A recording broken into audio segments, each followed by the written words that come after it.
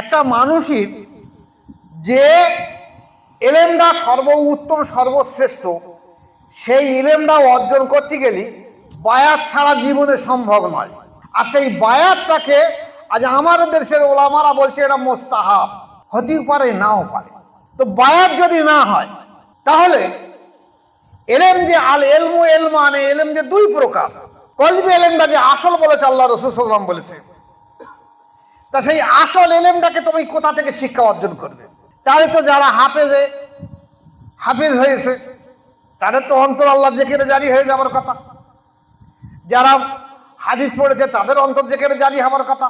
যারা হাদিস পড়ায় তাদের অন্তর জিকিরে জারি হওয়ার কথা। যারা হাফিজি পড়াচ্ছে তাদের অন্তর জিকিরে জারি হওয়ার কথা। না, জীবনে হবে না।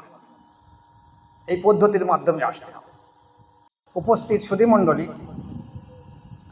এবং দূরে ও প্রবাসীতে কাছে নিকটে যেসব আমার মা বোনেরা আমার এই ইউটিউবটা পরবর্তীকালে দেখবে, বাপ ভাইরা দেখবে, সবাইকে আমার সালাম এবং মোবারকবাদ থাকলো।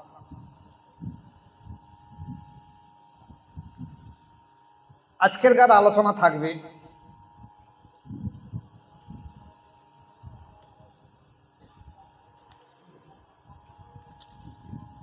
আল্লাহ পাক রব্বুল আলামিন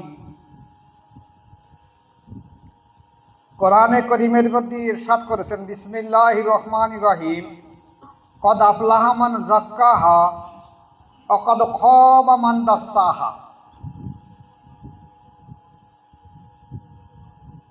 যে ব্যক্তি নিজেকে তাজকিয়া অর্থাৎ শুদ্ধ সুস্থ করতে পেরেছে একমাত্র সেই ব্যক্তি সফল হয়েছে।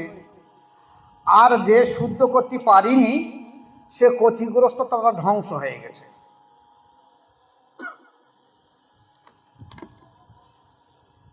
তাহলে যদি কোনো ব্যক্তি অন্তরকে শুদ্ধ সুস্থ করতে পেরেছে সেই ব্যক্তি জান্নাতি বা কামিয়াবি হয়েছে। এখন অন্তরকে শুদ্ধ সুস্থ কিভাবে করা যাবে? যেমন হাদিস শরীফ এসেছে,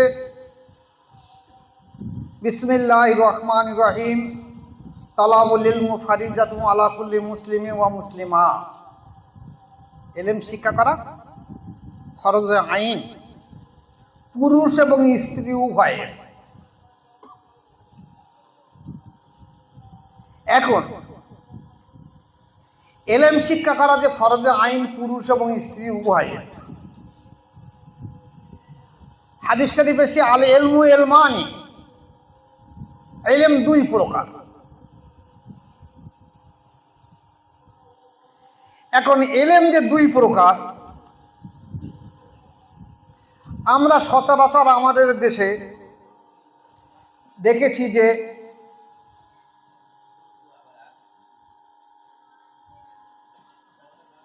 যে মাদ্রাসায়, বর্তমান মাদ্রাসায় শিক্ষা ব্যবস্থা হলো ইলমে শরিয়াতের শিক্ষা দেওয়া হয়, কোরআন হাদিস ইজমা কিয়াস ফিকহ উসুল মানতিক দেওয়া হয়। কিন্তু আর একটা ইলম কোথায় শিক্ষা হবে?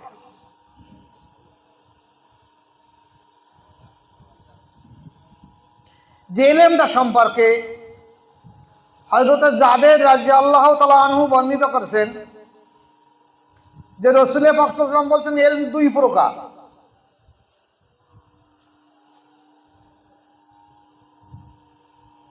একটা ইলম কলবের ভিতরে থাকে,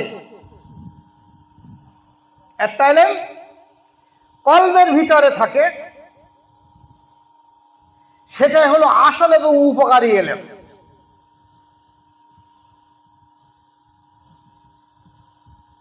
একটা ইলম কলবের ভিতরে থাকে, সেটা হলো আসল এবং উপকারী ইলম। আর একটা ইলম জীবের উপরে থাকে, সেটা হলো আল্লাহর তরফ থেকে একটা দলিল স্বরূপ। হাফেজ হয়েছি, মাওলানা হয়েছি, মুফতি হয়েছি, কারি হয়েছি, জবানের দ্বারা ইলম।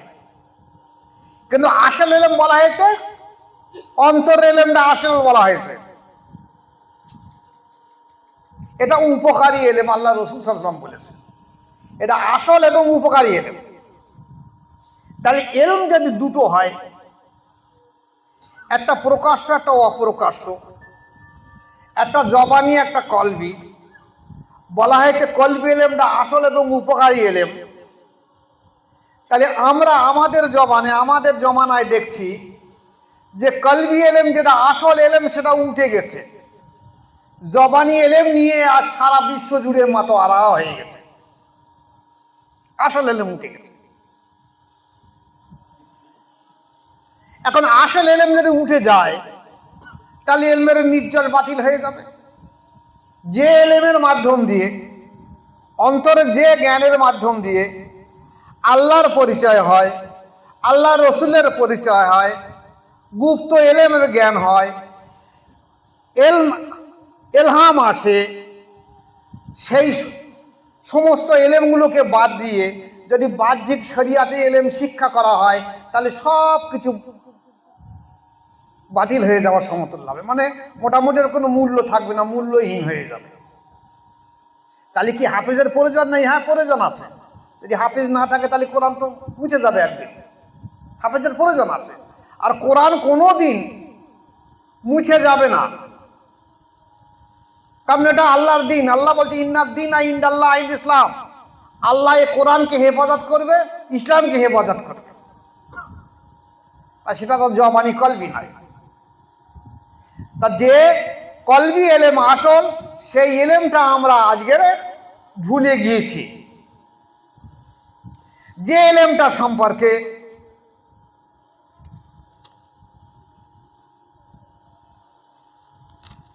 বড় পীর আব্দুল কাদের জিলানী রহমাতুল্লাহ আলাইহি বলেছেন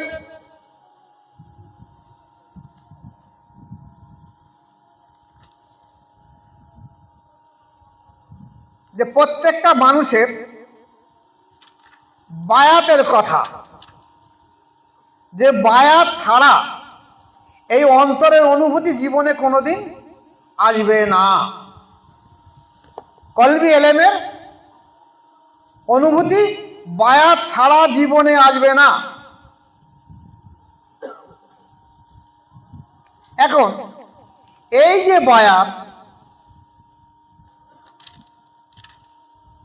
বায়াতটা সম্পর্কে আমাদের দেশে দেখা গেছে অধিকাংশ পীর সাহেব একটা পাকড়ি বিরাট লম্বা 30 হাত 35 হাত ফেলে দিল, বলে তোমরা পাকড়ি ধরে নাও। তো পাকড়ি ধরেছে, এই যেন সেই গাছ কাটে যখন সেই রশি বেঁধে আর ফেলে দেয়, বলে সব ধরে দাও, যখন আমি টান দিই বলবো তখন টান মারবে, সেই রকম হয়ে গেছে। আর মানুষ সেইটা শুনে শুনে এমন হয়ে গেছে যে ওই পাগড়ি ফেলে না দিলে আর বায়াত হবে না। আমি এদিনই এক জায়গায় অনুষ্ঠানে গিয়েছি, তো তরিকা সম্পর্কে অপূর্ব আলোচনা হয়েছে। আগে পরে কিছু মানুষ বায়াত গ্রহণ করেছে, কিন্তু যখন আমি আলোচনার পরে নেমে আসছি, সিঁড়ি দিয়ে 2 তলা থেকে নেমে আসছি, তখন কয়েকজন মানুষ সে কথা আমার কানে আসে, তারা বলল যে হুজুর তো বললো বায়াতের কথা, তাকে পাগড়ি দিল না তো। মানে এই যে পাগড়ি ফেলে দেওয়া একটা প্রচলন রয়েছে, যে আসুক পাগড়ি ফেলে দেবে আর ওইভাবে ওই পাগড়ি ধরে এ করে, মানে কার কাছে যে বায়াত হয় সেটা বলতে পারবে না। এখন বায়াত সম্পর্কে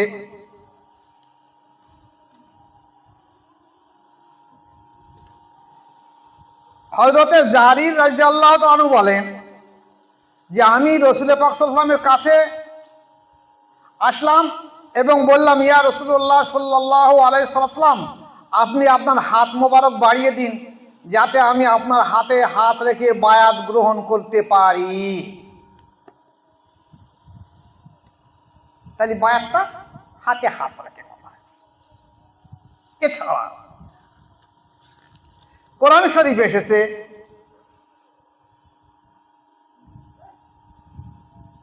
বিসমিল্লাহির রহমানির রহিম ইন্নাল্লাযীনা ইউবাইউনাকা ইন্নামা ইউবাইনুল্লাহ ইয়াদুল্লাহি ফাওকা আইদিহিম। হে রাসূল সাল্লাল্লাহু আলাইহি সাল্লাম, যারা তোমার হাতে হাত দিয়ে বায়াত গ্রহণ করেছে, আল্লাহ পাক বলেন এ হাত তোমার হাত না, এটা আমার কুদরতি হাত। তাহলে হাতে হাত রেখে বায়াত হবার কথা কোরআনও সাক্ষী দিচ্ছে, হাদিসও সাক্ষী দিচ্ছে। এখন প্রশ্ন আসবে যে তাহলে পাগড়ি দিয়ে কি বায়াত হওয়া যাবে না? হ্যাঁ, পাগড়ি দিয়ে বায়াত হওয়া যাবে যখন দেখা যাবে লোক সংখ্যা খুব বেশি, কিংবা মেয়েদের তার হাতে হাত থেকে বায়াত করা যায় না। কারণ আমরা কারা কি করে আমি জানিনি, আমরা করি কি, পর্দার বাইরে মেয়েরা থাকে, একদিকে আমরা থাকি, পাগড়ি দিয়ে বায়াত করিয়ে দিই। কারণ যেহেতু মেয়েরা হাতে হাত দেওয়া অবৈধ, হারাম হবে। এখন এই যে বায়াত হওয়া, আমাদের দেশে দেখবেন অধিকাংশ আলিম, শরিয়াতি আলিম, যারা মূল এলেম নেই, যে জ্ঞানটা আল্লাহ রাসূল সাল্লাল্লাহু আলাইহি ওয়াসাল্লাম বলে যে জ্ঞানটা আসল জ্ঞান, যাতে আল্লাহ রসুলের পরিচয় হবে, সেই জ্ঞান নেই। এই জবানি এলেম যে আলিমেরা আছে, তারা বলছে ও বায়াত হওয়া মুস্তাহাব, ও হলে হবে, না হলে না হবে। ও আমরা কি কোরআন হাদিস কম জানি? আমরা আবার বায়াত হবো কেন? কোরআন হাদিস মোতাবেক চলে যাব।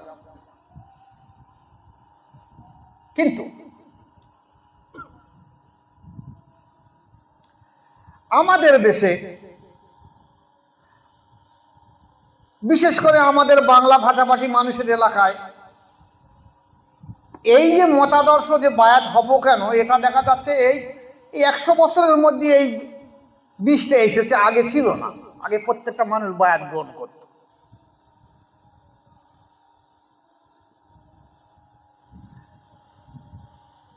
বড় পীর আব্দুল কাদের জিলানী রহমাতুল্লাহ আলাইহি, যিনি প্রথম হাজারের মুজাদ্দিদ,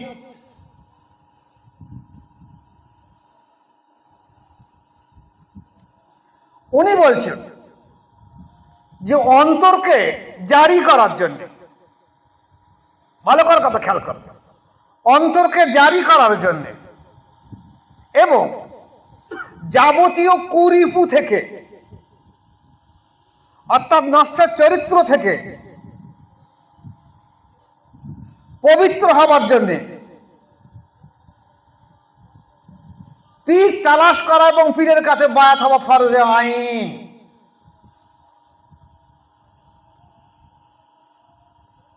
কারণ কামেল মুর্শিদ, মোকাম্মেল মুর্শিদ ছাড়া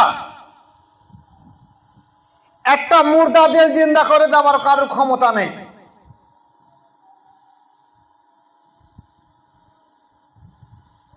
আমার কাছে একজন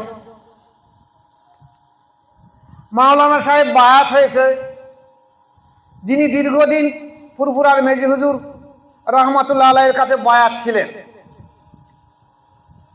উনি মেজি হুজুর রহমাতুল্লাহ আলাইহিকে জিজ্ঞাসা করছেন, আব্বা আমার তো চিশতিয়া শেষ হয়েছে, কাদরিয়া শেষ হয়েছে, নকশবন্দিয়া শেষ হয়েছে, মোজাদ্দেদিয়া শেষ হয়ে গেছে, তা আমার তো অন্তর জেকের জারি করুন। অনেকে বলে অন্তর নাকি আল্লাহ জেকের করে, কই আমার তো তেমন দেখলুম না। তুমি বলেছেন বাবা এ জমানায় আর হবে না, এ জমানায় আর অন্তর জেকের জারি হবে না। এখন মানুষ হারাম হালাল বাদ বিচার করে খায় না, তা কি করে অন্তর জেকের জারি হবে?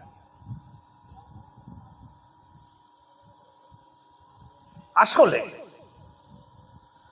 মুর্শিদের যদি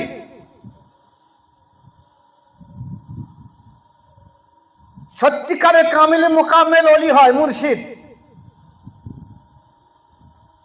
এবং আল্লাহ প্রদত্ত তাওয়াজ্জু ফায়েজ যদি তার কলবে তেমন পরিমাণ সংক্রমণ থাকে,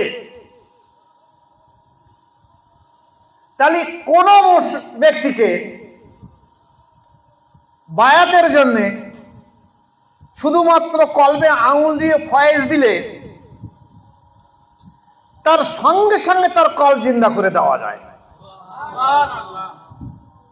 তাদের বুঝতে একটু সময় লাগে, দেরি লাগে।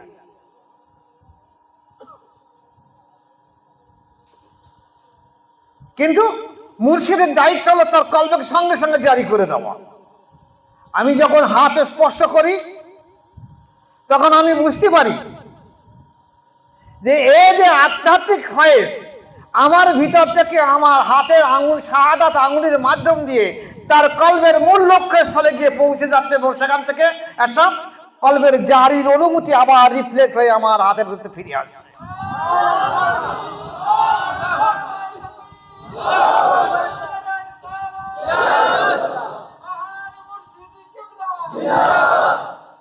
যার জন্য দেখা যাচ্ছে যে মানুষগুলো বায়াত হয়, কেউ সুদখোর আছে, ঘুষখোর আছে, মদখোর আছে, আলঠালা আছে, বহু রকম খারাপ ব্যক্তি আছে, তারা বায়াত হয়। তাদের সেই অন্তরের নোংরাগুলো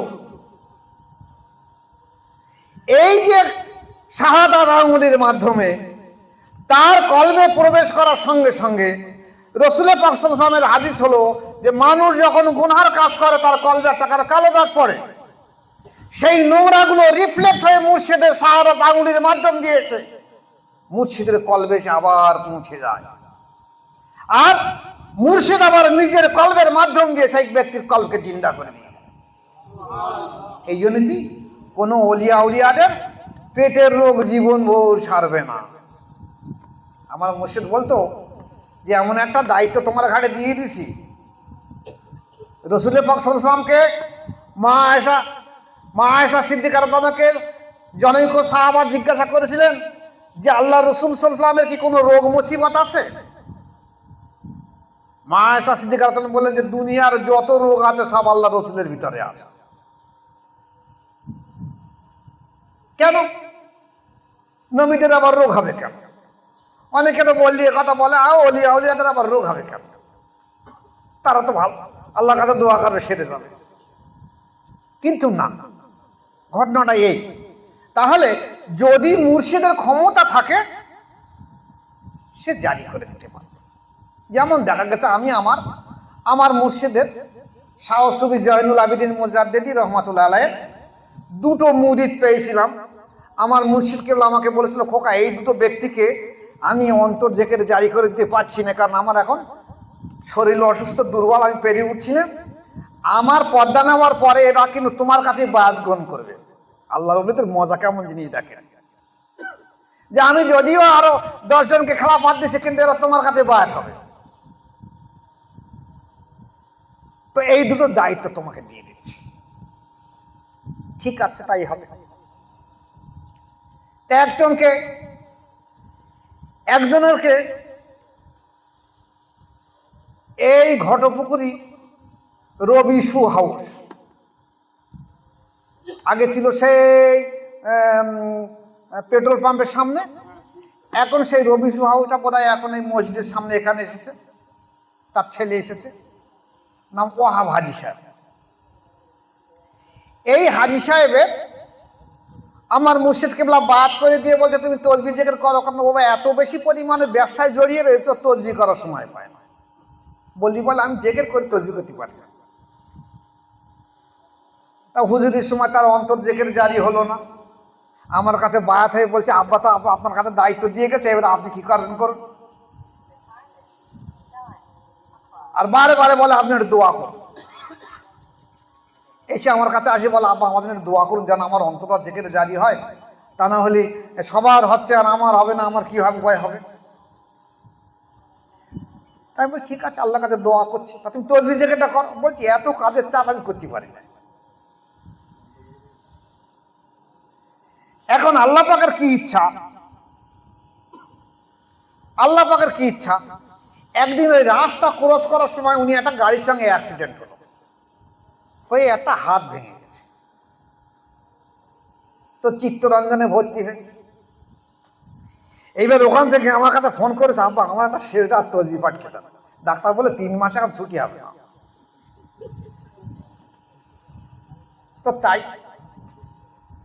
তো এইবার কোনো উপায় নেই, তো এইবার বসে বসে বসে বসে ইশারা করে নামাজ পড়ে আর তসবিহ করে। করতে করতে সপ্তাহখানি পরে বলছে আব্বা আমার না কলবে এইবার চলছে, আমি বুঝতে পারছি। আবার সপ্তাহখানি পরে বলছে আব্বা আমার এই একটা আলো এসেছে, এইরকম আলো এসে এই রঙের। তা আমি আবার সবকটা পাল্টে দিলাম, বলছি তুমি 2 নম্বরে করো। এরকম করে 3 মাসে হলো 4 সবক পাস করে 5 নম্বর সবকে আসলো।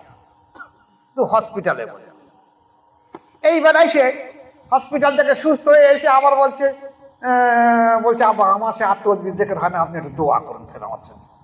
আমি ফের দোয়া করলে এবার আমার হাত পা ভাঙে, তোমার তো আবার হসপিটালে চিত্তরঞ্জন যাচ্ছে হবে। বলে ও দোয়া না, এমনি দোয়া করুন যেন আমার আবার লক্ষ্মী ভালো কথা চলে। আমি তুমি তসবিজ দেখে করো না, চলবে কি করে? তাহলে দেখা যাচ্ছে এই ব্যক্তিটা আবার 4-5টা লতিফা জিন্দা করার পরে ও ব্যক্তি দুনিয়া থেকে আল্লাহ পাক তুলে নিয়েছে, আলহামদুলিল্লাহ, আল্লাহ শুকর করেছে। আর একজন ছিল এই দিঘির পাড়ে, ওই বেলের ব্যবসা করতো শামসুদ্দিন মোল্লা। সে ওই এত কাজ তসবিহ রোজ করবে, কিন্তু ওই দিক সে তসবিহ খাবে। যত বলা হয় হুজুর বলে তুমি খেয়াল করো, বলে তসবিহ আমি 25,000 করি, কিন্তু অন্য দিক খেয়াল করে করে। এখন আপনি ফয়েজটা তো কলবে আসবে, যদি কলবে খেয়াল না করতে তসবিহটা জীবন লাভ হবে না। তো ওইভাবে করে করে করে করে হলো না, শেষকালে পরেও আমার কাছে বায়াত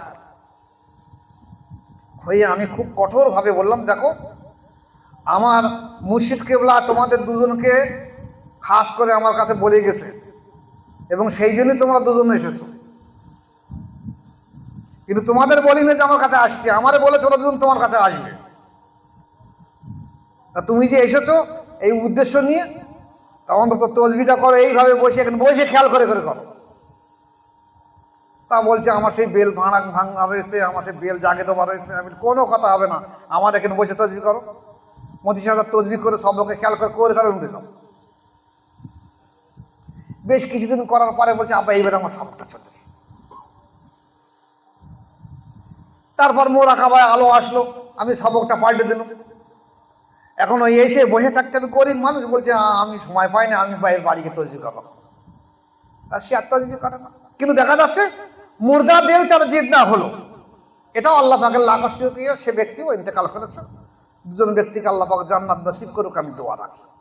তাহলে দেখা যাচ্ছে একটা মানুষের যে এলেমটা সর্বোত্তম সর্বশ্রেষ্ঠ, সেই ইলেমটা অর্জন করতে গেলে বায়াত ছাড়া জীবনে সম্ভব নয়। আর সেই বায়াতটাকে আজ আমাদের দেশের ওলামারা বলছে এটা মুস্তাহাব, হতেও পারে নাও পারে। তো বায়াত যদি না হয় তাহলে এলেম যে এলেম যে 2 প্রকার।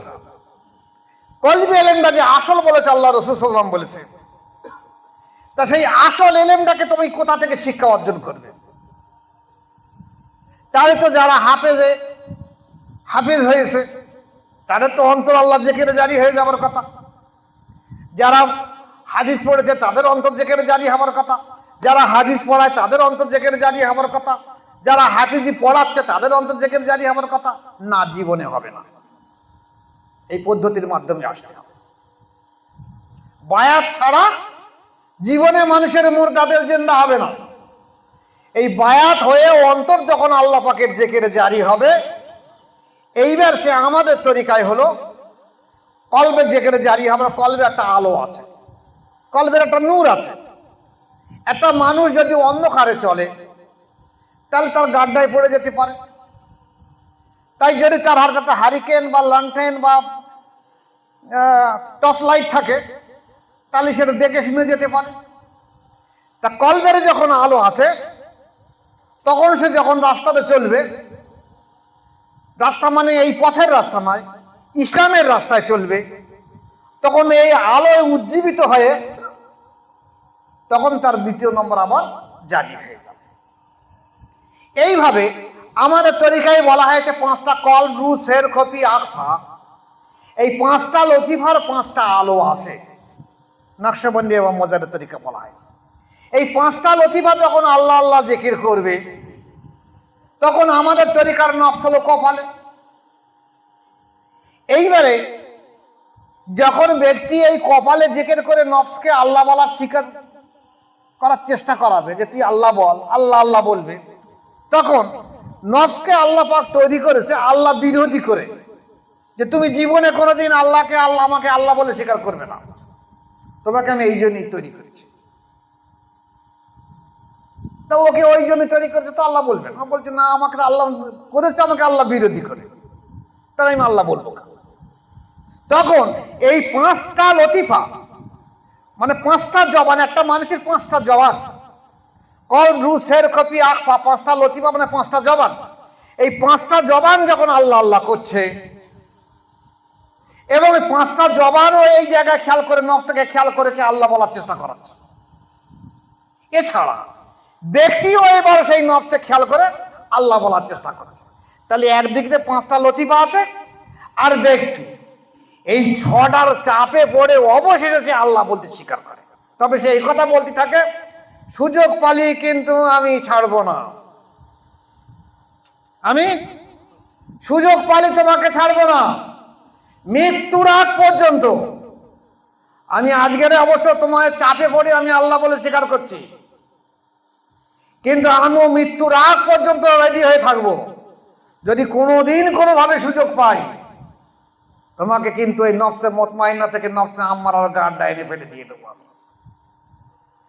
তাই দেখা গেছে বহু পীর সাহেব আছে, বহু খেলাফত প্রাপ্ত আছে, তারা দেখা যাচ্ছে ভালো করে নফসের বিরুদ্ধে কঠোর মুজাহিদা করতে পারিনি, সর্বসময় নফসকে খেয়াল রাখার কথা বলা হয়েছে মৃত্যুর আগ পর্যন্ত। আমাদের তরিকায় বলা হয়েছে যে খেলাফত পাওয়ার পরে নফসকে খেয়াল করে সর্বসময় 24টা ঘন্টার জিকির খেয়াল রাখবে এবং তসবিহ করবে মৃত্যুর আগ পর্যন্ত। এখন যদি সে ব্যক্তি দেখা যাচ্ছে তসবিহ জিকির মুরাকাবা কম করে, আস্তে আস্তে আস্তে তার নফস বলিয়া নামে শক্তিশালী হবে, হয়ে তাকে গাড্ডায় ফেলে দেবে, ধ্বংস করে দেবে। তাই একটা মানুষকে আশরাফুল মখলুকাত হওয়া, সৃষ্টির শ্রেষ্ঠ হওয়া, আল্লাহ পাকের যে সৃষ্টি, সেই সৃষ্টির এত সৃষ্টির 18,000 কি তারও বেশি মখলুকাত আছে, লক্ষ লক্ষ মখলুকাত আছে, সেই মখলুকাতের সর্বশ্রেষ্ঠ সৃষ্টি হলো আদম ইনসান। এবং সে ওই ইনসান যে ইনসান জীবনে কোনোদিন আল্লাহকে ভোলে না, যে ইনসান যার সঙ্গে আল্লাহ পাকের যোগ সূত্র হয়েছে, যে ইনসান মৃত্যু পর্যন্ত আল্লাহর স্মরণ থেকে গাফেল হয় না, যে ইনসান মৃত্যুর সময় পর্যন্ত আল্লাহর স্মরণে থাকে, এই ইনসানের দিকে তাকিয়ে আল্লাহ পাক আসমান থেকে জমিনের দিকে তাকিয়ে ফেরেশতাদের বলতে থাকে, আমার ফেরেশতারা জমিনের দিকে তাকিয়ে দেখো, তোমরা যে আমাকে বলেছিলে যে ইনসান তৈরি করলে বল দুনিয়ায় আবার ফ্যাসাদ তৈরি করবে, আজ তাকিয়ে দেখো জমিনের দিকে, তারা আমার স্মরণে এমন হয়ে গেছে, তাদের ব্যবসা বাণিজ্য, কাজ কারবার, চাষবাস, চাকরি বাকরি, কোনো কাজের সময়ও তারা আমার স্মরণ থেকে তারা দূরে থাকে না। তারা আমার সঙ্গে এমন প্রেম করেছে যে প্রেম তারা দূরে থাকতে পারে না। এবং এই প্রেমিক, এরা এমনই এক প্রেমিক, কাল কিয়ামতের ময়দানে আল্লাহ পাক যখন বিচারের মজলিসে হাজির করাবেন, বিচারে একদল ব্যক্তিকে আল্লাহ পাক হুকুম দিয়ে দেবেন তোমরা জান্নাতে চলে যাও। এই জান্নাতে যাওয়ার হুকুম দেওয়ার সঙ্গে সঙ্গে মানুষ তো জান্নাতের লোভে লালায়িত হয়ে ছুটে চলে যাবে জান্নাতে। আর একদল ব্যক্তিকে জাহান্নামের জন্য আল্লাহ পাক বলেন তোকে জাহান্নামে নিয়ে দাও। এই যাদেরকে জান্নাতে যাওয়ার হুকুম দেওয়া হবে তাদের একটা দল জমাত তারা চুপচাপ বসে থাকবে, ফেরেশতারা বারে বারে বলবে তোমরা চলো জান্নাতে, জান্নাতে চলো, তোমাদের জন্য এত আল্লাহ পাক সুন্দর জান্নাত বানিয়ে রেখেছে তোমাদের জন্য, শুধু চলো তোমরা জান্নাতে। ওরা কোনো কথা বলে না, ওরা আল্লাহ পাকের কাছে, আল্লাহ পাকের সামনে অপলোক লাগনে আল্লাহ পাকের দিকে ফ্যাল ফ্যাল করে তাকিয়ে আছে, যেমন তারা রুহানি জগতে সেই আত্মাগুলো যেমন আল্লাহ পাকের দিকে অপলোক তাকিয়ে থাকতো, ঠিক তদ্রুপ তাকিয়ে আছে। আল্লাহ পাক ফেরেশতাদের বলবেন এদেরকে বলো ওরা কি ব্যাপার, জান্নাতে যাচ্ছে না কেন, কি ব্যাপার? ফেরেশতারা জিজ্ঞাসা করে, ওরা বলছে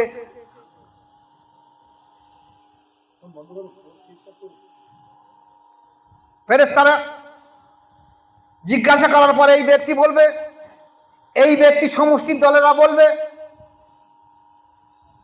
যে আমরা দুনিয়ায় আল্লাহকে পাওয়ার জন্য গিয়েছি, জান্নাতের জন্য আমরা ইবাদত করিনি। যারা জান্নাতের লালায়িত আল্লাহ পাক তাদের জান্নাত দিয়ে দেয়। আমরা আল্লাহর আশিক, আল্লাহর প্রেমিক, আল্লাহর দর্শন ছাড়া আমাদের কোনো জায়গায় শান্তি নেই, আল্লাহর স্মরণ জিকির ছাড়া আমাদের কোনো শান্তি নেই, জান্নাতে গেলেও আমাদের কোনো শান্তি নেই। আল্লাহ পাক বলবেন, এই আমার ফেরেশতারা, এদেরকে আমার এই আরশের ছায়ায় বসিয়ে রেখে দাও, অনন্তকাল ধরে এরা আমার প্রেমিক এমন ভাবে থাকবে, এরা আমাকে না দেখলে থাকতে পারবে না। এরাই হলো সেই প্রেমিক যারা দুনিয়ায় থেকে অন্তরকে আমার দিকে রুজু করে রেখে দিয়েছিল। এরা সেই প্রেমিক, এরা জান্নাতের আশা করে না, এরা আমার দিকে মোতাওয়াজ্জা। তাই এই আমার ফেরেশতারা, তোমরা এদেরকে জান্নাতে নিয়ে যেও না, এরা জান্নাতের জন্য ইবাদত করে। তাই আমাদের তরিকার সরদার হযরত মাসুম বিল্লাহ রহমাতুল্লাহ আলাইহি, মুজাদ্দিদ আল বিসারি রহমাতুল্লাহ আলাইহি যে তরিকা বেরিয়ে এসে, মুজাদ্দিদ তরিকা মাসুম বিল্লাহ রহমাতুল্লাহ আলাইহির তরিকা, যে তরিকায় আমরা 100 বার দরুদ, 100 বার আল্লাহ জিকির করার পরে আমরা পাঠ করি কি, ইয়া ইলাহি মকসুদ মেরা তুহি রেজাই তেরি মুস্কো রহমত মোহব্বত মারেফত নসিবত। জান্নাত নয়।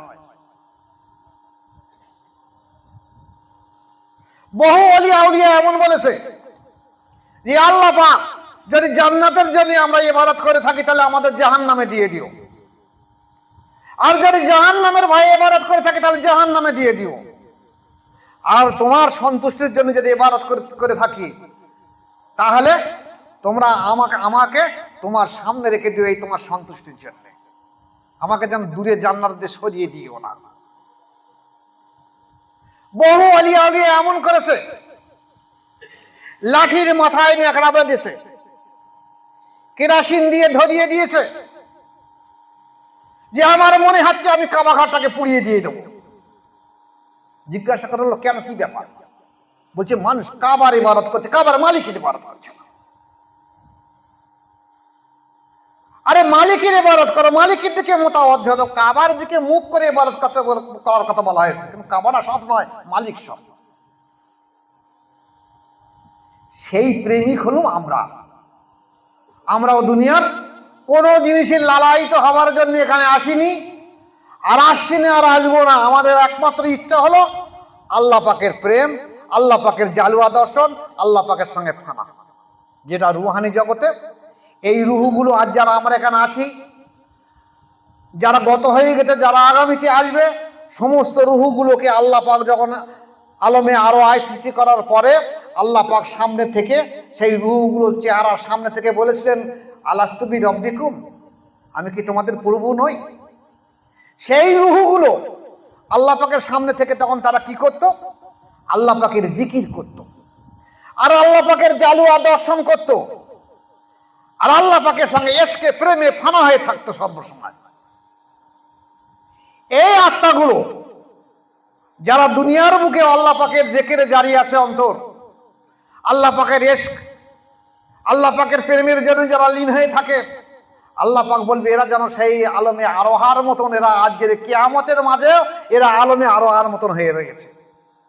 এরা সেদিন দুনিয়া এবং আজ আখিরাত তিনটে জায়গাকে একই করে ফেলেছিল, মনে করেছে সব একই জায়গা। পৃথিবী যেটা ছিল এটা ওরা ভুলেই গিয়েছে। তাহলে দেখা যাচ্ছে একটা মানুষের যদি অন্তর জিকিরে জারি না হয় তাহলে আল্লাহ পাকের সম্পর্কে তার কোনো বুঝ আসবে না, প্রেম আসবে না, আর ইশক আসবে না, মহব্বত আসবে না, আল্লাহর পরিচয় আসবে না, ইলহাম আসবে না, কিচ্ছু ঘটবে না তার জীবনে। যে ওলিয়া উলিয়ারা এসেছে আমাদের দেশে, সাহাবা, তাবিন, তাবে তাবিন, আইমাজ, মুজতাহিদিন, তারা সবাই বায়াত গ্রহণ করেছে এবং অনেকে কিতাব লিখেছে, ইলহামের উপরে ভিত্তি করে কিতাব লিখেছে। আজকে যেসব আলেমরা বলছে বায়াত হওয়ার দরকার নেই, কিন্তু অনেক জিনিস আছে যেগুলো ইলহাম ছাড়া সম্ভব নয়। যেমন আমি একটা দুটো কথা বলে দিচ্ছি আপনাদের সামনে। যখন আমার মুর্শিদ কিবলা আমাকে বলেছিলেন যে দেখো সেজদাটা দিয়ে যে নফল ইবাদত, নফল নামাজটা আমার সব নিষেধ, তো প্রথম তো কিন্তু আমি খুব কাজ করতাম। তো আমিও এসার পরে যে 2 রাকাত নামাজ যেটা তাসবিহাতুল বেতের, ওটা সেজদা শরীফে লেখা আছে তাসবিহাতুল বেতের পড়ার কথা। তো আমি বললাম ওটাও তো নফল, তো ওটা না পড়লি হয়। আমি আপনাদের মতন সহজ সরলভাবে মুর্শিদকে মুর্শিদ মেনে নেইনি। আমি একটু বেকা পথে চলে এবং সেইভাবে যার জন্য আজকে আমি এই জায়গায় পৌঁছে গেছি। তো আমি ওই নামাজটা পড়ি। হুজুর আমাকে বলে খোকা তুমি দেখেছি তুমি তাসবিহাতুল বেতের পড়ো না কেন? আমি বলি তো নফল নামাজ। বলছে না ওটা সুন্নাত। আমি সুন্নাত হবে কেন? তাসবিহাতুল বেতের নফল নামাজ। কিছুদিন অতিবাহিত হওয়ার পরে একদিন দেখি যে সবে তন্দ্রা মতন এসেছে, কাশ যেমন আসে, না ঘুম না জাগা, তন্দ্রার মতন ভাব আসে। হঠাৎ দেখলুম রসুল পাক সাল্লাল্লাহু আলাইহি ওয়াসাল্লাম আমার সামনে এসে হাজির হয়ে গেল, হয়ে আমাকে বললেন যে ও তুমি তাসবিহাতুল বেতের নামাজ পড়ো না কেন? আমি বললাম ওটা তো নফল। বলছে আমি তো পড়ি রোজ, আমি তো কোনোদিন ছাড়িনি, অর্থাৎ তুমি ওটা আজ থেকে আর কোনোদিন কামাই করবে না।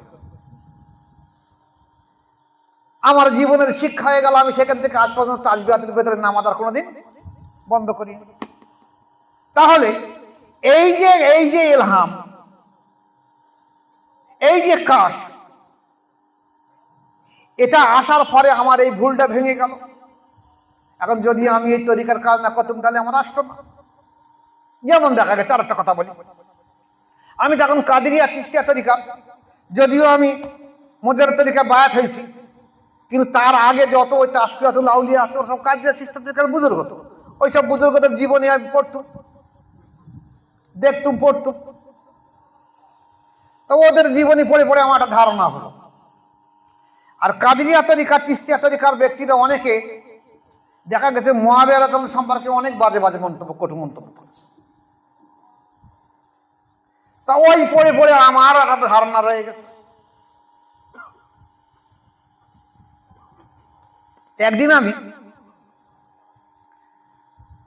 ঠিক এমনই অবস্থা, শুয়ে আছি, না ঘুম না জাগা অবস্থায়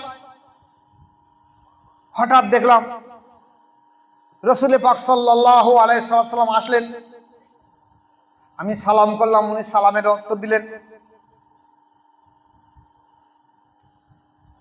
বলছেন জহুর, তুমি মুআবিয়া সম্পর্কে তোমার মনের মধ্যে এত খারাপ ধারণা কেন? উনি আমার একটা সাহাবা, মন থেকে এটা দূর করে দাও, আর কোনোদিন ওনার সঙ্গে কুধারণা, ওনার সম্পর্কে কুধারণা রাখবে না। আমি বললাম ঠিক আছে, আমি তওবা করছি, আমি মুআবিয়া রাদিয়াল্লাহু আনহুকে আজ থেকে সেই রকম ধরনের সাহাবাদের মধ্যে মেনে নেব, বিশ্বাস করে নেব। হুজুর পাক সাল্লাল্লাহু আলাইহি ওয়াসাল্লাম বললেন না, তুমি মুখে বলো, তোমার অন্তরে এখনো সে বিষ রয়ে গেছে। তাই উনি বললেন কি, ওনার শাহাদাত আঙুলটা আমার কলবের উপরে রাখলেন এক পলক, রাখার সঙ্গে সঙ্গে এবার তুলে নিলেন, বলছে এবার বলো কেমন হয়েছে? আমি বলি আমি কসম করে বলছি ইয়া রাসূলুল্লাহ হাবিবাল্লাহ, মুআবিয়া রাদিয়াল্লাহু আনহুকে আমি আপনাকে যেমন ভালোবাসবো, মুআবিয়া রাদিয়াল্লাহু আনহুকে তেমন ভালোবাসবো, সাহাবাদের যেমন ভালোবাসতাম ওনাকে তেমন ভালোবাসবো আজ থেকে। তাহলে যদি এই ঘটনা, এই যদি এলেম অর্জন করার জন্য যে কলবে এলেম না থাকে, তাহলে তার কিচ্ছু আসবে না। এই যে বুজুর্গানে দিনগণ যারা আজ হাদিস লিখেছে, যারা কেতাব লিখেছে, আমি তো এই জমানা একটা সাধারণ মানুষ, বড় বড় ওলিয়া উলিয়ারা তারা হার হামেশা ইলহাম প্রাপ্ত হয়ে বহু কেতাব লিখেছে। আর আমাদের দেশের এই মাদ্রাসায় পড়া মৌলভীরা বলছে ও সব জয়ীফ হাদিস, জয়ীফ হাদিস, সব মানা যাবে না। বড় পীর সাহেব যে হাদিস লিখে জয়ীফ হাদিস, আরে উনি যে হাদিসগুলো লিখেছে দেখতে হবে তো ইলহাম প্রাপ্ত হয়ে লিখেছে। আর তুমি তোমার একটা শিক্ষকের কাছে লেখাপড়া শিখছো, দুটো কি এক হচ্ছে? উনি আল্লাহ পরে তো এলেমে শিখেছে, আল্লাহ রসুলের কাছে তিনি শিক্ষা অর্জন করেছে, আর তুমি একটা সাধারণ মাওলানার কাছে শিখে, দুটো কি এক হতে পারে? হতে পারে না। তাই দেখা যাচ্ছে আমাদের দেশে অলিয়া উলিয়াদের জীবনের ইতিহাস ঘেটলে দেখা যায় অধিকাংশ অলিয়া উলিয়ারা বায়াত গ্রহণ করেছে। আর বায়াত হইনে কারা? এই ভণ্ডরা বলে বায়াত হতে হবে না, এরা সত্যিকারের ভণ্ড, এরা সত্যিকারের জাহান্নামে যাবে। বায়াত ছাড়া কোনো ব্যক্তি জান্নাতে যাবে না। আল্লাহ রসুল সাল্লাল্লাহু আলাইহি ওয়াসাল্লামের হাদিস এসেছে যে যখন নূহ আলাইহিস সালামের প্লাবন আসে, সেই নূহ আলাইহিস সালামকে আমি একটা কিস্তি বানাতে হুকুম দিয়েছি। আল্লাহ রসুল আল্লাহ পাক কিস্তি মানে নৌকা বানিয়ে দিতে বলেছে। নূহ আলাইহিস সালাম একটা বিরাট বড় নৌকা বানিয়েছে এবং আল্লাহ পাক বলেন, এই নূহ আলাইহিস সালাম, যারা তোমাকে বিশ্বাস করে, নবী বলে মেনে নেয়, তাদেরকে তুমি তোমার নৌকার মধ্যে তুলে নাও। তুমি আজ দীর্ঘদিন ধরে প্রায় 900 বছর ধরে মানুষকে দাওয়াত দিয়ে দিচ্ছ, তোমার নিজের সন্তান পর্যন্ত তোমাকে নবী বলে মানছে না এবং বহু মানুষ মানছে না। আমি প্লাবন দিয়ে তাদের ধ্বংস করে দেবো, ধূলিসাৎ করে দিয়ে দেবো। তুমি এই নৌকায় যারা তোমার মানে তাদেরকে নৌকায় তুলে নিয়ে নাও। প্লাবন আসলো, 40 দিন সব ধূলিসাৎ হয়ে গেল। কারা বেঁচে গেল? যারা নূহ আলাইহিস সালামকে নবী বলে মেনে নিয়েছিল, তারাই একমাত্র বেঁচে গেল। তাই রাসূল পাক সাল্লাল্লাহু আলাইহি ওয়াসাল্লামের হাদিস হলো যে আমার উম্মতের মধ্যে যারা বায়াত গ্রহণ করবে, তারা যেন নূহ আলাইহিস সালামের নৌকায় যারা উঠেছিল যেমন তারা বেঁচে গেছিল, যারা আমার আহলে বায়াত গ্রহণ করলো তারা প্রত্যেকের জান্নাতি হয়ে যাবে ইনশাআল্লাহ। আর আমাদের তরিকার সরদার মুজাদ্দিদ আল পেশানি আহমদ ফারুকী সেরহিন রাহমাতুল্লাহ আলাইহি বলেছেন যে আমার তরিকায় যারা বায়াত গ্রহণ করবে, আজ আমার থেকে নয়, কিয়ামত পর্যন্ত যারা সত্যিকারের আন্তরিকতার সঙ্গে আমার আউলিয়াদের সঙ্গে মহব্বত রেখে দেবে,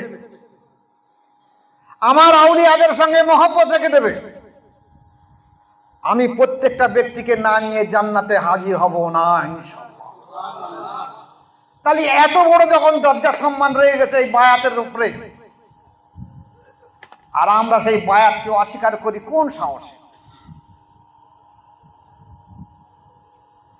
একজন আল্লাহর ওলির কত বড় দায়িত্ব, কর্তব্য, আল্লাহ কত মর্তবা দিয়েছে। মুজাদ্দিদ আল পেশানি রাহমাতুল্লাহ আলাইহি, ওনার দাদাজি সম্ভবত রফিউদ্দিন রাহমাতুল্লাহ আলাইহি, সেই মাঠের মাথায় কুল গাছের গোড়ায় বোধহয় ওনার মাজার আছে। একদিন উনি জিয়ারত করতে গেছেন ওনার দাদার মাজারের শরীফে। গিয়ে জিয়ারতের পরে আল্লাহ পাককে বললেন, আল্লাহ পাক, তুমি তো বলেছো যে আমার দোস্তরা যদি কোনো জায়গায় কোনো রাস্তা দিয়ে যখন আমার দোস্তরা চলাফেরা করে সেই দুই দিক দিয়ে রহমত বর্ষণ হয়। তে আল্লাহ পাক, আমি যখন এখানে এসে আমার দাদার জিয়ারতের উদ্দেশ্যে, তাহলে আমার সম্মানার্থে কি আল্লাহ পাক আপনি আমার দাদার কিছু এখানে কিছু গুনাহ মাফ করে দেওয়া হবে না?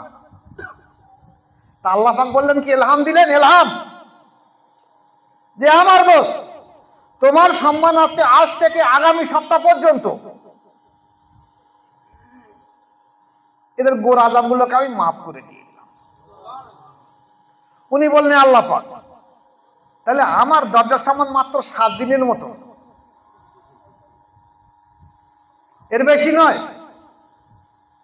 তা আল্লাহ পাক বলে, ঠিক আছে, তোমার সম্মানার্থে আমি 1 মাসের গুনাহ মাফ করে দিয়ে দিলাম। বলছে, আল্লাহ পাক, আমার ইজ্জত সম্মান কি 1 মাসের মতো? তা আল্লাহ পাক ইলহাম দিলেন, তোমার সম্মানার্থে আমি 1 বছরের গুনাহ মাফ করে দিলাম।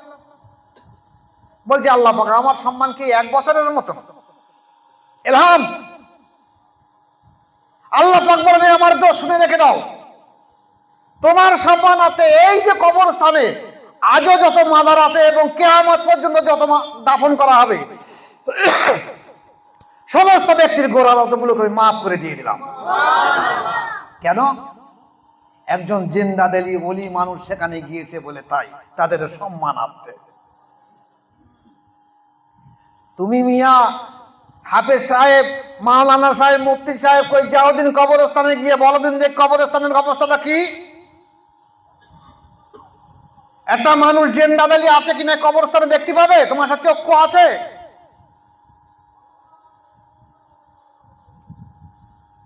একটা জিনিস তোমরা খুব ভালো পারো, ফতোয়া দিতে, কিন্তু এর বেলায় তোমরা অপারো। আজকে কেমন হয়ে গেছে দেখেন। প্রসঙ্গ আসলো বলে দুটো একটা কথা বলে নেই, আমি অন্যদিকে ঘুরে যাব। আমাদের এই ভাঙড় পীর বলে আজগার আলী রহমতুল্লাহ নাকি, ওনার ইন্তেকাল হয়েছে 16ই চৈত্র। তাহলে ওরও শরীর, আল্লাহর ওলি মানুষ, সেই আল্লাহর ওলি মানুষের কাছে যায় কারা? বলে মানুষে মানুষ চেনে আর কৃষি কচু চেনে। তা সেখানে যাবে সেইরকম ধরনের মানুষ যাবে। তা সেখানে যাওয়া আটকানোর জন্য পাশে একটা মাদ্রাসা করা হয় যেন এখানে না যায় আর মানুষ। যেভাবে অলিকে আটকে দেওয়া হবে। তারাও কিন্তু মুসলমান, দায়িত্ব পেয়ে গেছে। আবার এক সম্প্রদায়ের মুসলমান আছে, সেই ওই মানুষকে নাম ভাঙিয়ে সারা এলাকায় 2 মাস 3 মাস ধরে চাঁদা তুলে যে আমি ভাঙড় পীরের নামে ইসালে সব করবো, কিছু চাঁদা দাও মা। 15ই চৈত্র ইসালে সব করে খাওয়া ছাড়া কিচ্ছু না। ভাগ বাটোয়ারা 60 ভাগ 40 ভাগ, 60 ভাগ 40 ভাগ, এইভাবে ভাগ বাটোয়ারা হচ্ছে। কিন্তু দেখা যাচ্ছে 16ই চৈত্র দেখবেন ভাঙড়ের যত দোকানদার আছে, যেসব হিন্দু দোকানদার গুলো আমি নিজে দেখেছি, তারা সকালবেলা গোসল করে ভালো পাক সাপ কাপড় পরে একটা ধূপবাতি মোমবাতি 2টো বাদশা নিয়ে মাজারের ওখানে গিয়ে ওখানে রেখে দিয়ে দোয়া করে, বাবা তুমি একটু মালিকের হয়ে আমার জন্য আশীর্বাদ করো, দোয়া করো যেন আমার ব্যবসা বাণিজ্য, আমার সন্তান সন্ততি যেন সব ভালো থাকে। 16ই চৈত্র সকালবেলা গিয়ে দেখে নেন। তাহলে জিয়ারাত তো নিষেধ নয়। আল্লাহর ওলির সেখানে জিয়ারাতে গেলে তার অন্তর থেকে তাওয়াজ্জুহ ফয়েজ তোমার এখানে আসবে। তোমরা সেখানে জিয়ারাতের আগে তার মৃত্যুদিন 16ই চৈত্র সেদিন একটা অনুষ্ঠান করে সেখানে দোয়া না আছে, সেখানে জিয়ারাত না করে হিন্দুরা যাচ্ছে, আর তোমরা সেই লোকটার নাম ভাঙিয়ে 3 মাস 4 মাস ধরে চাঁদা কালেকশন করে খাচ্ছ দিদি। সেখানে 16ই চৈত্র জিয়ারাতে যাও না। অলি আউলিয়াদের সোহবতে যাওয়া, যেমন জিন্দা অলির কাছে যাওয়া গেলে লতিফা উন্নতি হয় এবং সবক পাল্টে দেওয়ার ক্ষমতা থাকে জিন্দা অলি। আর যারা দুনিয়ার মুখ থেকে পর্দা নিয়েছে যে অলি মানুষ, তাদের কাছে গেলে লতিফা উন্নতি হয়, কোনো সন্দেহ নেই। যার জন্যে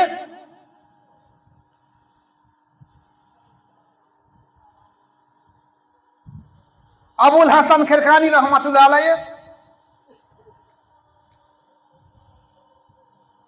একটা বড় ইতিহাস রয়েছে। আজকের বড় সময় বেশি হয়ে যাচ্ছে, অন্যদিন সময় কারো আবুল হাসান খেরখানি রহমাতুল্লাহ অন্যদিন আলোচনা করব। তাহলে দেখা যাচ্ছে অলিদের জিয়ারত করলে, মাজার জিয়ারত করলে লাভ হয়। এই জন্য আমাদের তরিকায় বলা হয়েছে যে মাজার জিয়ারত বৈধ। অনেক তরিকা, অনেক আলেম ওলামারা বলছে মাজার জিয়ারত করা যাবে না, কিন্তু না, আমাদের তরিকায় বলা আছে মাজার জিয়ারত বৈধ। সেখানে গিয়ে তুমি তার ওসিলা দিয়ে দোয়া করবে, কারণ ওসিলা দিয়ে দোয়া করা বৈধ হয়ে আছে।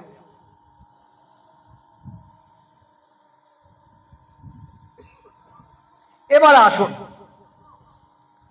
তাহলে এই যে বায়াত সম্পর্কে বলা হয়েছে, এখনকার বর্তমান আলেমরা বলছে আমরা বায়াত হব না, কিন্তু বায়াতের অবস্থা এমন, অলিয়া উলিয়ারা সব বায়াত হয়েছে। বায়াত ছাড়া কারোর অন্তর জারি হয়নি, বায়াত ছাড়া কেউ আল্লাহওয়ালা হতে পারেনি। আমি কিছু প্রমাণ আপনাদের সামনে দিয়ে দিচ্ছি, দেখে না। হযরতে আলী রাদিয়াল্লাহু তাআলা আনহু বায়াত হয়েছিলেন কি রাসূল পাক সাল্লাল্লাহু আলাইহি ওয়াসাল্লামের কাছে, আর ইমাম হাসান আর হোসাইন রাদিয়াল্লাহু বায়াত হয়েছেন কার কাছে? আলী রাদিয়াল্লাহু কাছে। ওয়াইস কুরনি উনি আল্লাহ রসুলকে সচক্ষে দেখিনি, চর্মচক্ষে দেখিনি, কিন্তু উনি বায়াত হয়েছেন কার কাছে? আলী রাদিয়াল্লাহু কাছে। হাসান বসরি রহমাতুল্লাহ আলাইহি আলী রাদিয়াল্লাহু কাছে বায়াত হয়েছিলেন। হাবিব আজমি রহমাতুল্লাহ আলাইহি হাসান বসরি রহমাতুল্লাহ কাছে বায়াত হয়েছিলেন। আবু হানিফা রহমাতুল্লাহ আলাইহি ইমাম বাকের রহমাতুল্লাহ কাছে বায়াত হয়েছিলেন।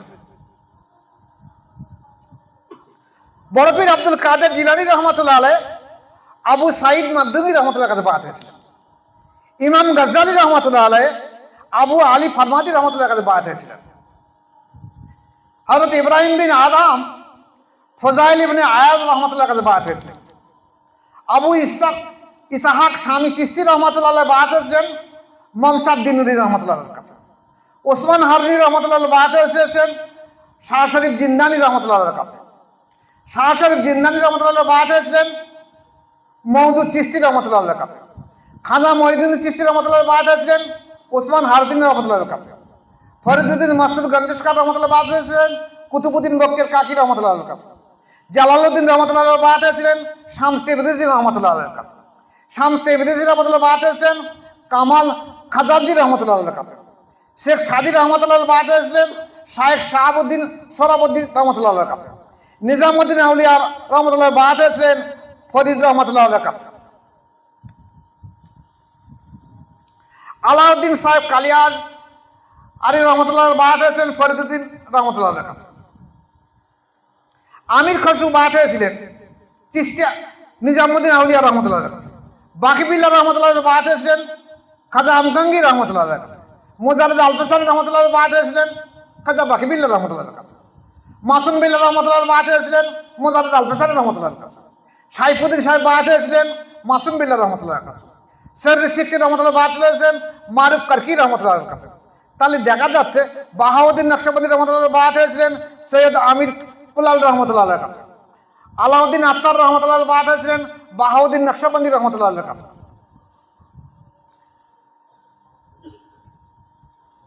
সোহরাবুদ্দিন সাহেব বায়াত হয়েছিলেন শায়েখ জিয়াউদ্দিন আবু নাজিম রহমতুল্লাহ কাছে। তাহলে দেখা গেছে বায়াত ছাড়া অলিয়া উলিয়ারা কেউ ছিল। আমাদের তরিকার দিকে দেখা যাচ্ছে, আমাদের সেরার দিকে তাকালে দেখা যাবে কি যে হযরতে আবু বকর সিদ্দিক রাদিয়াল্লাহু বায়াত হয়েছিলেন রাসূল পাক সাল্লাল্লাহু আলাইহি ওয়াসাল্লামের কাছে। সালমান ফারসি রাদিয়াল্লাহু বায়াত হয়েছিলেন আবু বকর সিদ্দিকের কাছে। হযরত ইমাম কাসিম ইবনে মুহাম্মদ ইবনে আবু বকর সিদ্দিক বায়াত হয়েছিলেন কার কাছে? সালমান ফারসি রাদিয়াল্লাহু কাছে। ইমাম জাফর সাদেক বায়াত হয়েছিলেন কার কাছে? কাসিম ইবনে আবু বকর সিদ্দিক রহমতুল্লাহর কাছে। বাইজিদ বোস্তামি রহমতুল্লাহ বায়াত হয়েছিলেন জাফর সাদেক রহমতুল্লাহর কাছে। খাজা আবুল হাসান খেরকানি রহমতুল্লাহ বায়াত হয়েছিলেন বাইজিদ বোস্তামি রহমতুল্লাহর কাছে। আবু আলী ফারমাদি রহমতুল্লাহ বায়াত হয়েছিলেন আবুল হাসান খেরকানি রহমতুল্লাহর কাছে। আবু ইউসুফ হামদানি রহমতুল্লাহ বায়াত হয়েছেন আবু আলী ফারমাদি রহমতুল্লাহর কাছে। আব্দুল খালেক গাজওয়ানি রহমতুল্লাহ বায়াত হয়েছেন আবু ইউসুফ হামদানি রহমতুল্লাহর কাছে। খাজা আরেফ রওগারি রহমতুল্লাহ বায়াত হয়েছিলেন আব্দুল খালেক গাজওয়ানি রহমতুল্লাহর কাছে। মাহমুদ ফাগনাবি রহমতুল্লাহ বায়াত হয়েছিলেন আরেফ রওগারি রহমতুল্লাহর কাছে।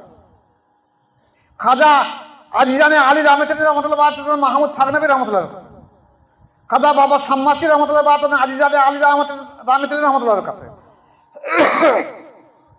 আমির কুল্লাল রহমতুল্লাহ বায়াত হয়েছিলেন বাবা সাম্মাসি রহমতুল্লাহর কাছে।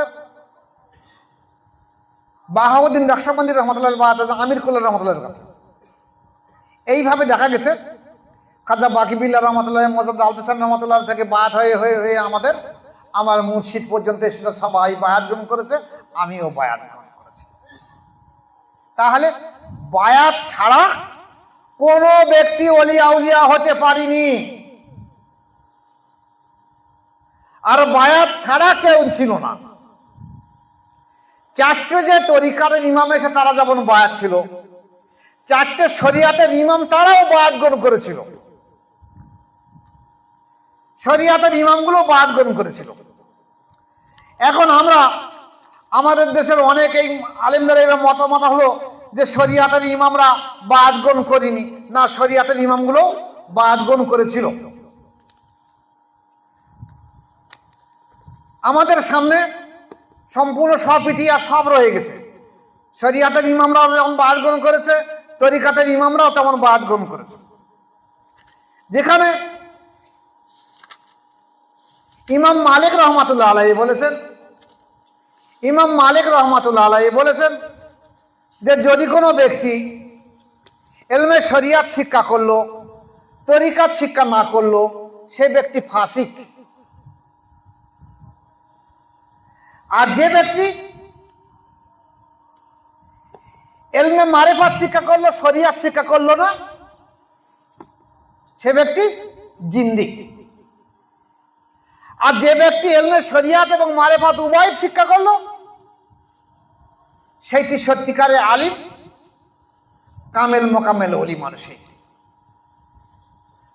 তাহলে এই ইমামদের মত যদি এই হয়ে থাকে, ইমাম আবু হানিফা রহমতুল্লাহ বায়াত হয়েছে, ইমাম শাফি রহমতুল্লাহ বায়াত হয়েছে, ইমাম মালিক রহমতুল্লাহ বায়াত হয়েছে, ইমাম আহমদ বিন হাম্বল রহমতুল্লাহ বায়াত হয়েছে, সবাই বায়াত গ্রহণ করেছে। চারটে ইমাম বায়াতের শরিয়াতের, চারটে তরিকাতের ইমাম বায়াত হয়েছে। আর আমাদের দেশে আজকের যে বর্তমান জমানার এই আলেমরা বলে কোন সাহসে যে বায়াতের প্রয়োজন নেই, বায়াত মুস্তাহাব। তাহলে বায়াত যদি মুস্তাহাব হয়ে থাকে, তাহলে নফসের এই কুরিপু থেকে, যেখানে বলা হয়েছে কদ আফলাহা মান যাক্কাহা ওয়া কদ খাবা মান দাসসাহা, যে ব্যক্তি নফসের তাজকিয়া করলো একমাত্র সেইটি সফলতা অর্জন করলো, জান্নাতি হলো, কামিয়াবি হলো। আর যে নফসের তাজকিয়া করলো না, সে ধ্বংস হয়ে গেল, বরবাদ হয়ে গেল। তাহলে নফসের তাজকিয়া করতে গেলে তার অন্তরের সঙ্গে সম্পর্ক না রাখলে জীবনে সম্ভব নয়। তাই আজ যারা বলছে বায়াতের প্রয়োজন নেই, কসবিন কালে ওদের অন্তর যেখানে জারি হবে না, এদের নফসের তাজকিয়া হবে না, এরা বেশাক জাহান্নামী হয়ে যাবে। তাই আমি আমার এই ইউটিউবটা যারা আগামীতে দেখবেন, সে মা বোন হোক আর বাপ ভাইরা হোক, যে মত পথের মানুষ হোক, আমি সবার কাছে হাত জোড় করে না পায়ে ধরে অনুরোধ করছি, আপনারা অন্তত বায়াত গ্রহণ করে অন্তরটা সুস্থ শুদ্ধ করে নফসের তাজকিয়া করে দুনিয়া থেকে বিদায় হয়ে যান। ইনশাআল্লাহ আপনাকে জান্নাত কায়েম হয়ে যাবে আপনার। আর যদি না হন, তাহলে আপনি কিন্তু জাহান্নামী হয়ে যাবেন। কোনো ক্ষমতা নেই আপনাকে বাঁচানোর কাউ। তাই আমি শেষকালে অনুরোধ করছি যে আপনারা যারা বায়াত গ্রহণ করে আছেন, তারা কঠোর সাধ্যে সাধনা করবেন, কারণ মৃত্যুর আগ পর্যন্ত যে কোনো মুহূর্তে নফস আপনাকে গাড্ডায় ফেলে দিতে পারে। আর যারা বায়াত হন, তারা বায়াত গ্রহণ করে নেবেন। আল্লাহ পাক আমাদেরকে প্রত্যেককে যেন বায়াতের মধ্যে থেকে অন্তর শুদ্ধ এবং তাজকিয়া নফস করে দুনিয়ায় থেকে বিদায় নিতে পারে। আল্লাহ পাক আজ যেমন আমাদের একতাবদ্ধ রেখেছে, কাল কিয়ামতের মধ্যেও যেন আল্লাহ পাক আমাদের আরশের ছায়ায়, আরশে আজিমের ছায়ায় যেমন এইভাবে এগিয়ে দিতে পারে। আমরা সবাই বলি আল্লাহুম্মা আমিন। আমি এই পর্যন্ত বলে, যেহেতু রাত হয়ে গেছে, আমার বক্তব্য শেষ করছি। আল্লাহ পাক আমাদের যে আলোচনা রেখেছি, আলোচনা বোঝা এবং আমল করার তৌফিক দিক। ওমা আলাইনা ইল্লাল বালাগ। আসসালামু আলাইকুম ওয়া রাহমাতুল্লাহি ওয়া বারাকাতুহু।